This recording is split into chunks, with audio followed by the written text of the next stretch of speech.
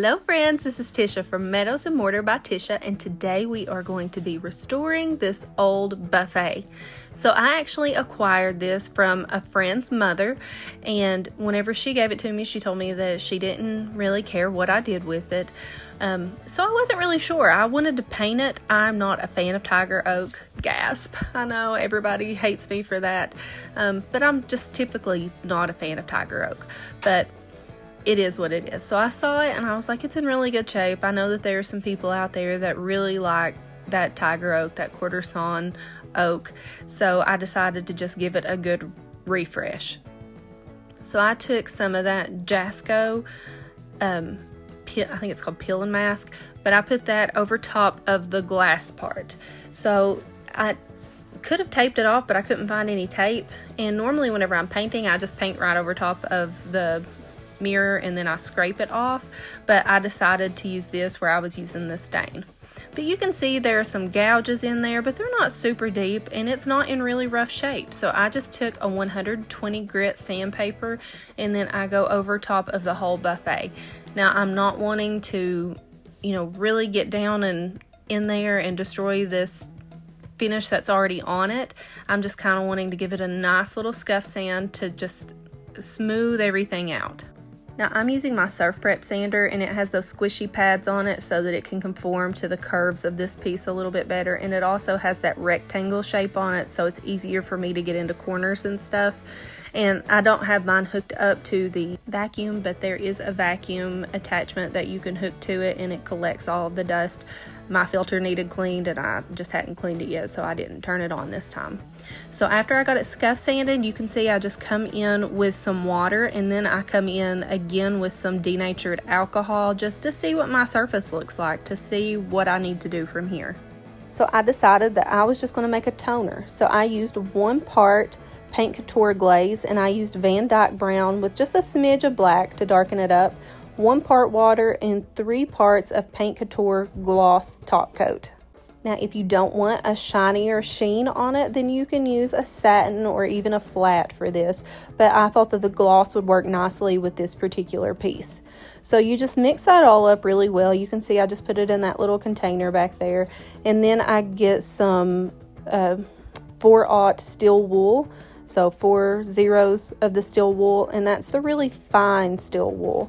And then I just take that and I really work it into the wood grain. So you'll see me doing circles, but on my last final run through, I go through with the wood grain. I know that didn't make any sense. I do circles whenever I am putting it on, but then on my last pass through, I go with the wood grain so that I don't get stripes on it unnecessarily. But I did want to work it into the wood grain, so that's why I start with the circles and then I even it all out from left to right. So you can buy actual wood toners out there if you'd like. I know that Mohawk makes a really nice toner, and you can make your own with an oil-based stain as well, but the recipe is going to be a little bit different. You're not going to be using water in that one. You're probably going to be using something like mineral spirits. But this is for a water-based toner recipe, the one that I just now gave you, because I'm using a water-based glaze and a water-based top coat. So if you wanted to use an oil-based stain instead of that water-based glaze, you could, but you would just need to tweak your recipe so that it's all using oil-based products. So I'm not wanting my color to change a whole lot. I'm really just wanting to freshen it up a little bit. I'm wanting to just deepen the color and give it a little more shine just to make it look a little more professional. And you didn't see me do it twice, but I did that exact same process twice. I waited 24 hours in between each one. And then I come in with some hardware to go on this, and this is some beautiful hardware. I call it furniture jewelry. This is from Undead Hardware. I believe that Cassidy, the lady who owns that company, though, is changing the name of it soon, but I'm sure you could still find it if you looked up Undead Hardware on the interwebs, and you could find those beautiful drop pulls. And I know I wanted to paint this piece and people would freak out, but I was like, I'm still going to paint the doors on the inside because it's my piece and I can do whatever I want. And if somebody doesn't like it, then they can strip it off whenever they get it home. So I used Paint Couture in the color Angel Eyes. This is that nice light blue that I'm putting on here.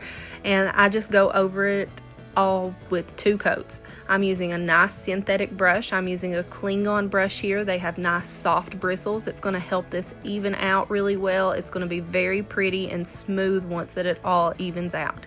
Paint Couture Paint really self-levels quite nicely, but anytime that you're using a nice quality synthetic brush, it's always going to help that process out a little more because it's not going to have to work as hard if you're already putting it on there smooth. It's not going to have to level out quite as much. After the paint is on there and it dries for about 24 hours, then I come in with this furniture transfer. This one is from IOD, but you could use any one that you want. So I just took the white sheet off of the back of it, and then it makes sort of like a sticker, and then you put it on there, and then you use that clear plastic burnishing tool, and then you just rub it all over the piece. So you're wanting to make sure that the sticky part really gets stuck and adheres to the furniture.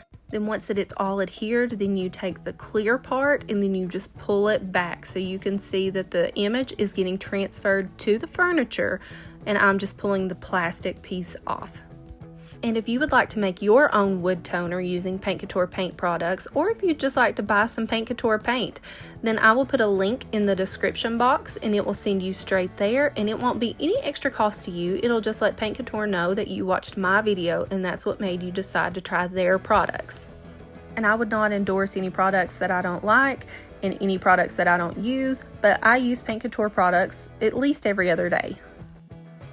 So once that I got my transfer on, I thought that it was still a little too bright. I should have used a darker color blue.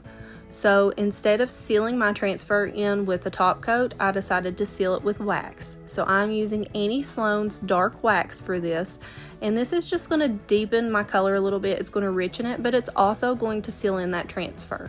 So I just take this and I put it all over the inside of this. Anywhere that transfer is and anywhere that the paint is, I'm just smearing it all over.